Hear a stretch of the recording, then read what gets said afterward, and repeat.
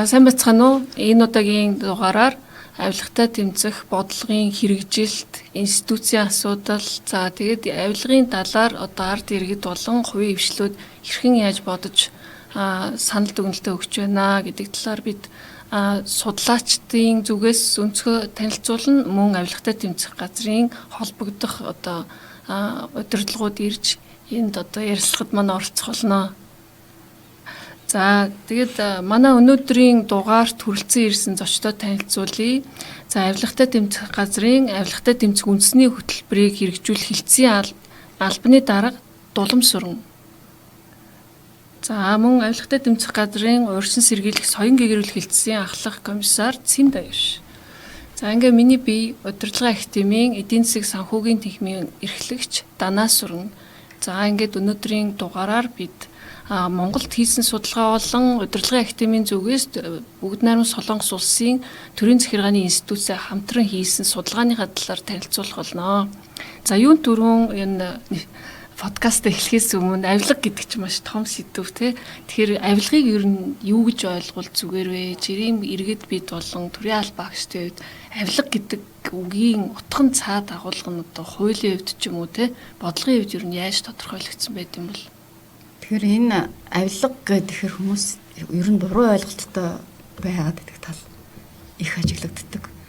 Өөрөөр хэлбэл авилга чинь өөрөө маш өргөн хүрээний олон хэлбэрээр илэрч идэг олон шалтгааны улмаас үүсдэг ийм үзэгдэл, ийм үйлдэл эсвэлдэггүй байгаа юм л да. Гэтэл монголчууд болохоор чинь зөвхөн одоо хээл авах төдийгөр хязгаарлаад мөнгө төгрөг өгч авалцах эсвэл одоо эд хөрөнгө өгч авалцах тэр ойлгоод авилга авах өгөх гэж бүр ярьцдаг ийм төвшөнд очсон.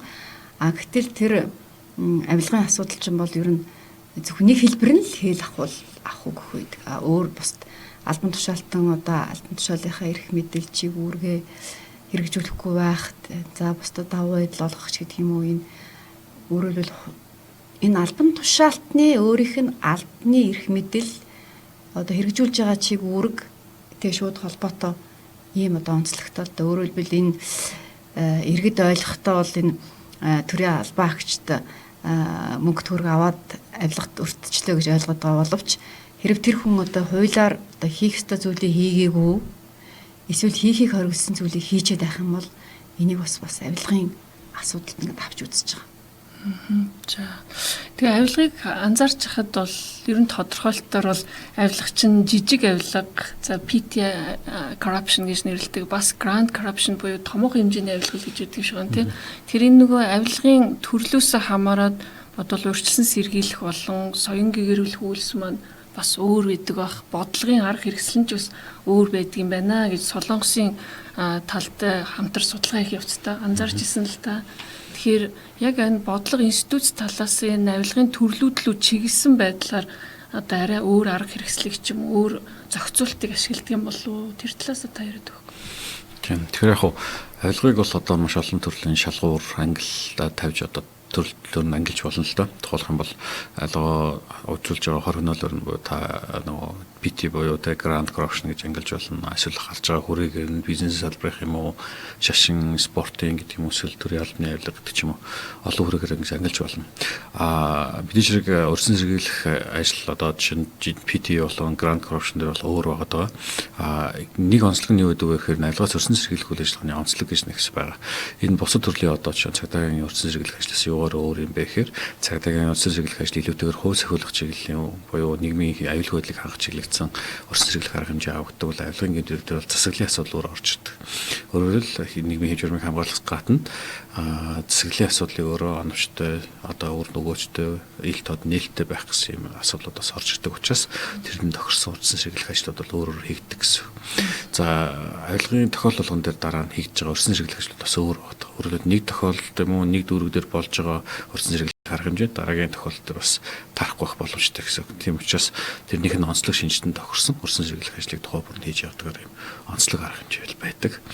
За ер нь авилгын жижиг том гэлтгүй Монгол улс 2030 оны хүртэл авилгатай тэмцэх чиглэлээр ямар ажил үйл ажиллагаа явуулах вэ гэдэг болохоор авилгатай тэмцэх үндэсний хөтөлбөр гэдэг хөтөлбөрөөр баталчихсан байгаа.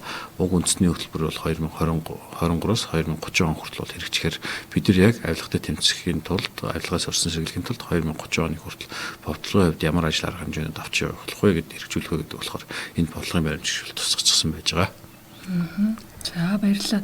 За одоо энэ хэсэг дээр болохоор хэдүүлээ нэг яг судалгаанууд дээр тулгуурлаад яагаад тэгэхээр энэ хүс судалгааг бол 2024 онд удирдлагын академийн баг болон Солонгос улс бүгд найрамд Солонгос улсын төрийн захиргааны институт гэдэг байгууллагатай хамтран хийсэн энэ төрийн байгууллагад итгэлийг нэмэгдүүлэхийн тулд авилгатай тэмцэх бодлогыг институцчлан гэдэг энэ судалгаагаа энэ судалгааг хийх явцдаа миний бие ахалж ажиллаж байхдаа Солонгосын талтай нэлээд хамтарч ажилласан. За тэгээ Солонгосын зүгээс бол Солонгосын хувьд одоо энэ авилгыг